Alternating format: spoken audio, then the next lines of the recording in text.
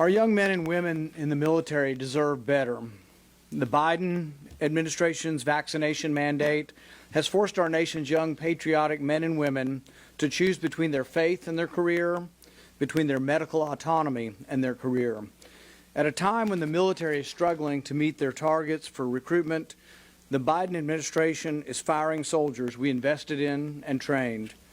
Some will argue that the vaccine mandate in the military is not new.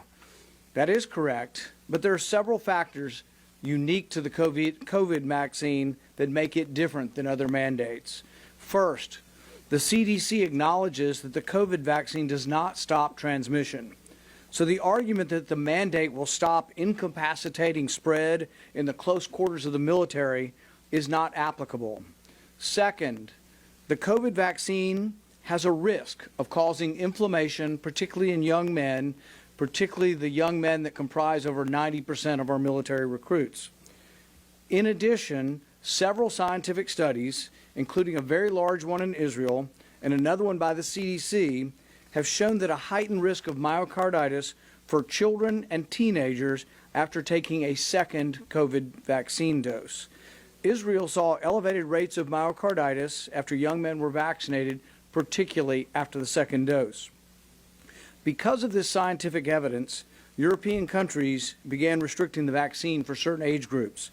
Germany, France, Denmark, Finland, and Sweden all limit their recommendations for vaccines for young people.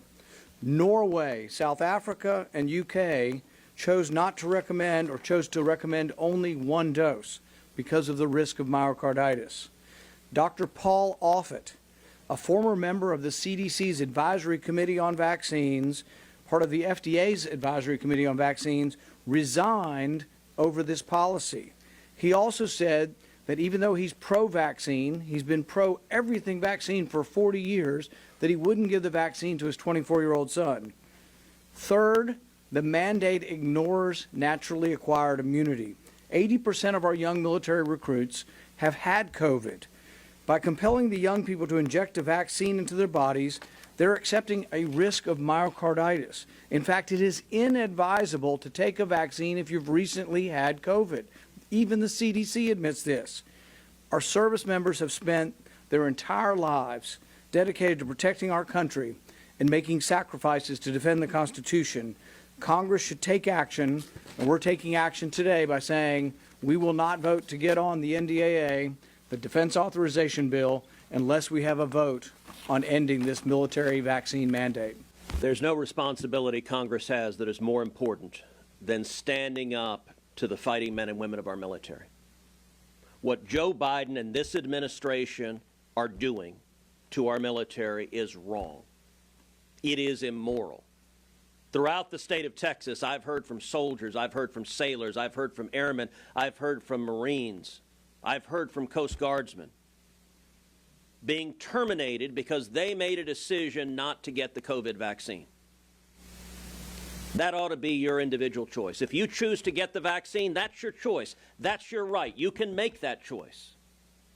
But if you choose not to get the COVID vaccine, that should also be your choice. That should also be your right.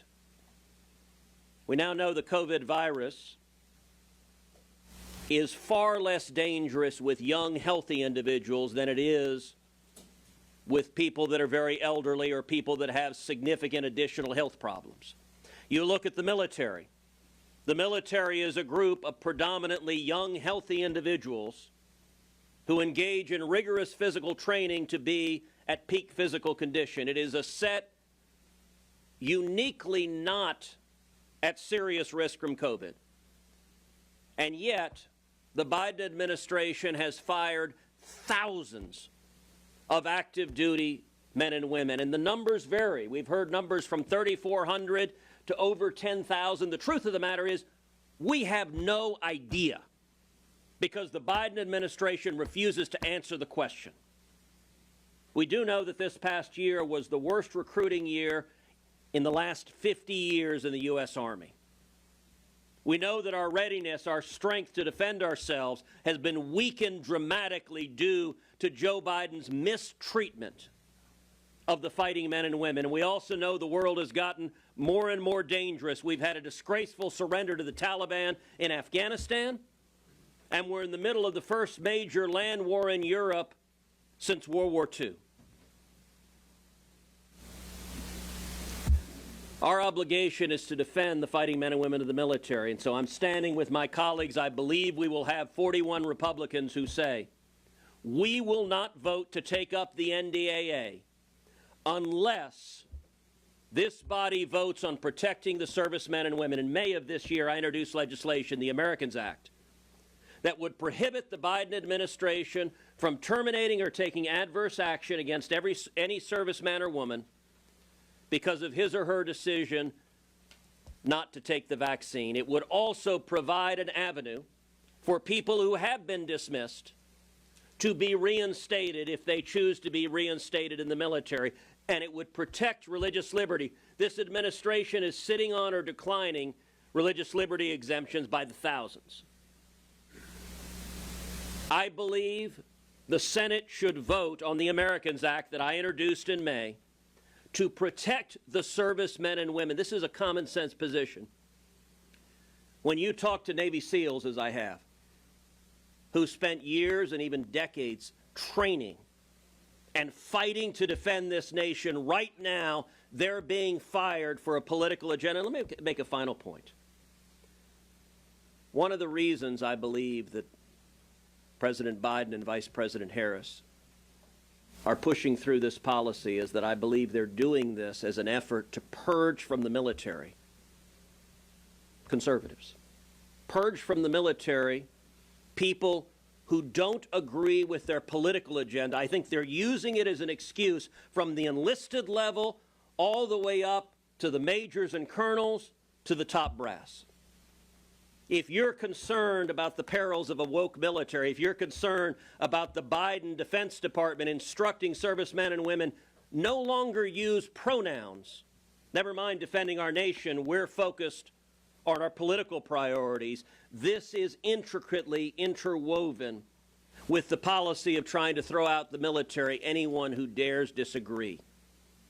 It ought to be your body and your choice whether you get the vaccine, and we should stand together and support the soldiers and sailors and airmen and Marines and Coast Guardsmen who are defending this nation. The bottom line here is the vaccine does not prevent infection, does not prevent transmission. So why would we make anybody take it? It is insane. These are self-inflicted wounds, whether we're talking about the military, within our health systems, any parts of our economy where we force people to take a vaccine that doesn't prevent infection or transmission. Again, it's an insane policy. The numbers I have, about 8,000 members of the military have been dismissed. About 17,000 are awaiting some termination on their religious exemption. So this is serious business. But I'm here, and again, I'm speaking for myself, but I'm going to speak on behalf of those that are reluctant to take it. They're not crazy. Again, we now know that it doesn't prevent transmission at all. It doesn't prevent infection. And the fact of the matter is there are safety signals that anybody who's looking at CDC and NIH and FDA data might have cause for concern about. Now, part of our problem here is that the FDA, the CDC, the NIH have not been honest. They have not been transparent.